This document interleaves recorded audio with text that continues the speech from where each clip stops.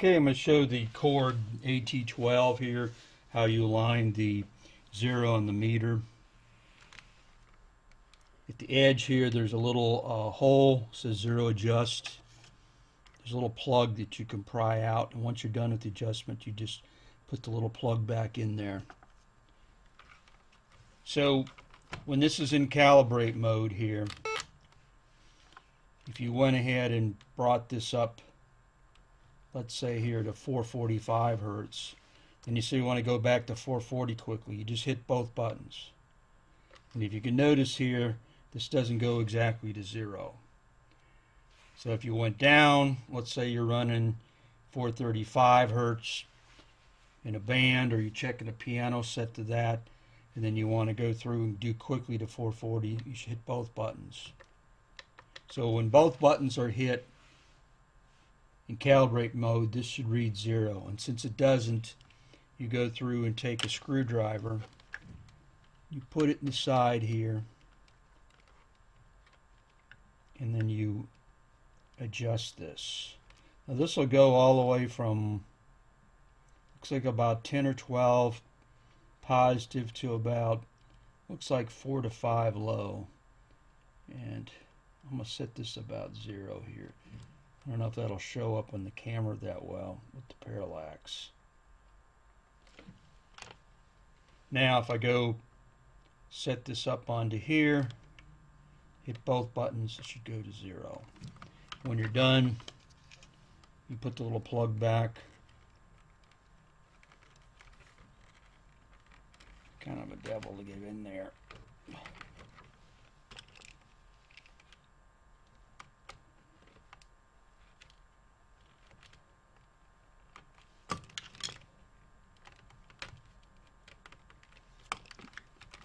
So there it is. Now, when it's set up like this, if you go to listen mode, this is a calibrator, electronic tuning fork.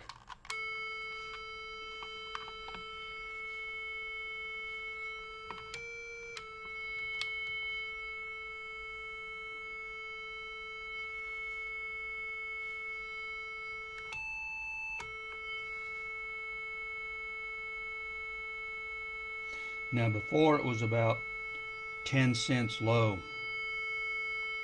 This shows actually the note it's set at.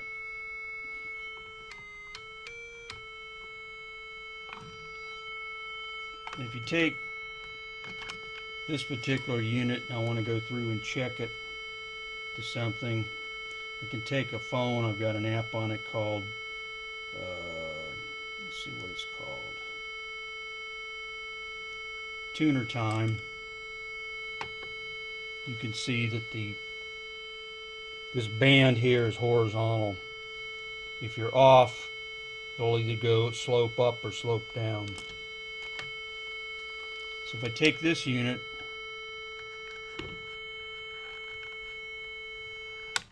turn this off, turn this on. Now if I go here to calibrate and go down to 439 here, and it's sloping downward. This is 440 here, so it's off, so it's sloping down. If I go through and hit this to be 441, it should slope up. That's a tuner amp on Android called Tuner Time. It's the first, second, third harmonics. Actually, it's first, second, fourth.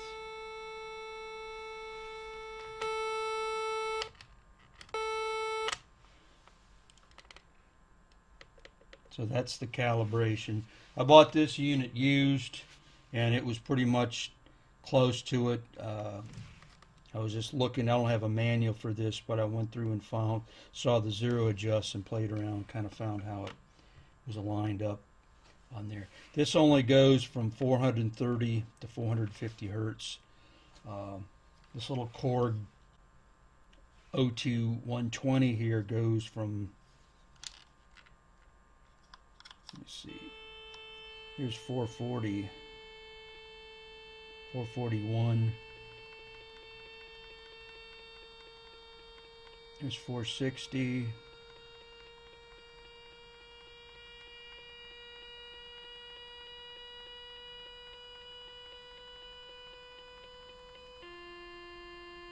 It goes from 499.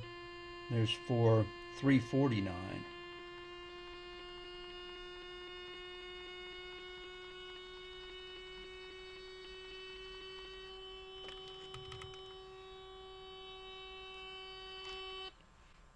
If you take this piano here,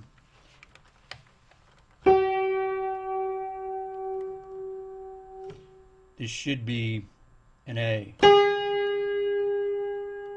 but this is about 140, I think it's about 140 low.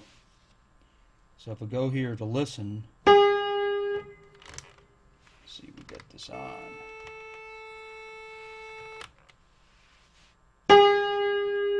It says it's a G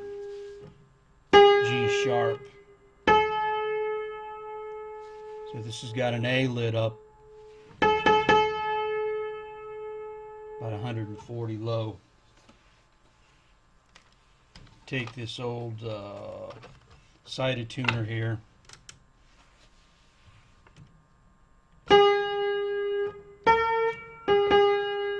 That's an A.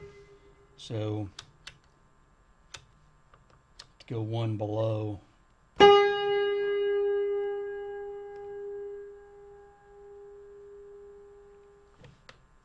So this is actually 100 between them nominally, between two notes, 100 cents. It's about 140.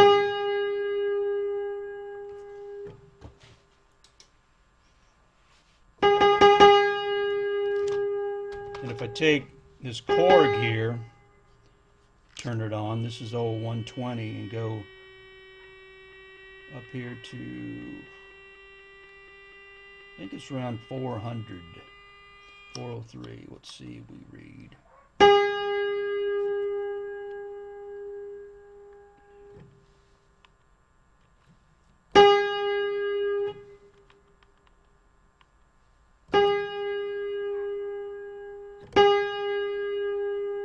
About 406 hertz instead of 440.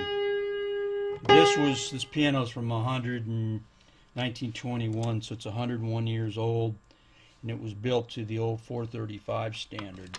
See, it's a tuning fork, 435. There's a 440. Take a 440 here.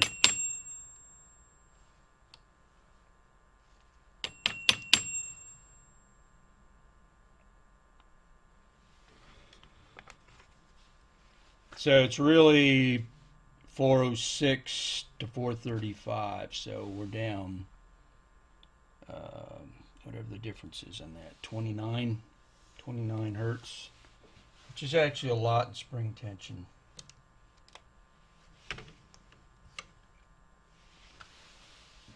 I kind of like sometimes these older meters like this, analog stuff.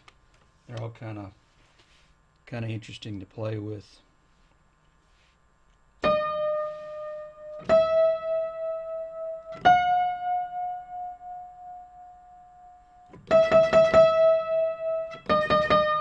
When you buy them used, you kind of don't really know if there's capacitors bad and stuff like that. Meters goofed up. That's been a pretty good unit. But this is a tuner supply calibrator. This was built in 1982. It's crystal controlled. So it's an electronic tuning fork. See, this tuner supply company is the same who made this. It's a sided tuner. This is the original one. There's a Model 2 that has an extra, I believe an extra button here. The original one, the on-off, is over here. Then they added this on-off here. The problem with one of these is you get into the switches can be kind of flaky.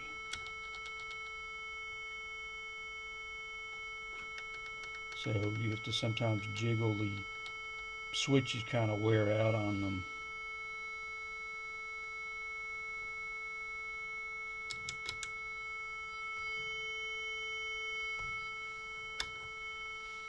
There you go.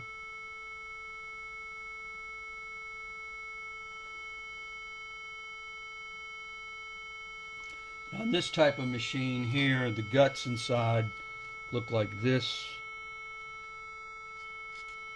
And I haven't really fooled too much with aligning one of these. It's another project. If you review the patent numbers on here, you can get to where you've got the schematic here. You've got the pots here for the pitch. And then you have the note selections. Is a set of resistors. They're switched in and out here. And then this is the calibration for the oscillator, which I believe it's one of the variable caps that's on there. That's about it.